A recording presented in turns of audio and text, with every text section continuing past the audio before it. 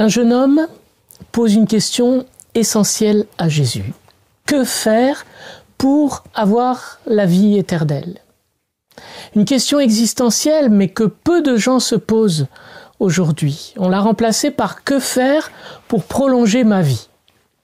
Qui s'intéresse au ciel aujourd'hui? Le jeune homme pose mal sa question. Il dit « Que faut-il faire de bon pour avoir la vie éternelle ?» Pourquoi m'interroges-tu sur ce qui est bon? Dieu seul est bon, répond Jésus. Autrement dit, la vie éternelle n'est pas une question d'œuvre à accomplir. Elle n'est pas la récompense pour ce que nous faisons. Elle est le résultat de ce que nous sommes, à savoir des enfants chéris de Dieu. C'est l'être et non le faire qui est premier. Et heureusement pour nous, car tout ce que nous faisons, même de bon, est entaché de vanité. Ce jeune homme de l'Évangile est finalement assez satisfait de lui-même, parce qu'il se croit fidèle au commandement. En réalité, il ne voit pas sa misère.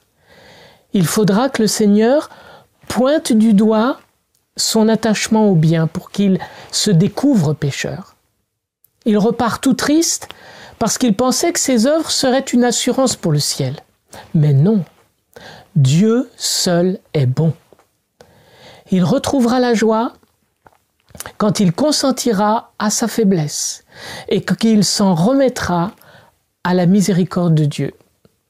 En disant par exemple, « Seigneur, tu me montres combien je suis attaché au bien qui passe. Apprends-moi le détachement.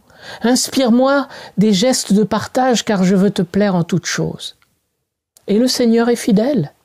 Il donne ce que nous lui demandons. Ceux qui s'obstinent à compter sur eux-mêmes, plutôt que sur la miséricorde de Dieu, finissent par se détourner du juste chemin de l'obéissance au commandement. Parce qu'il n'y a que Dieu qui puisse y être fidèle.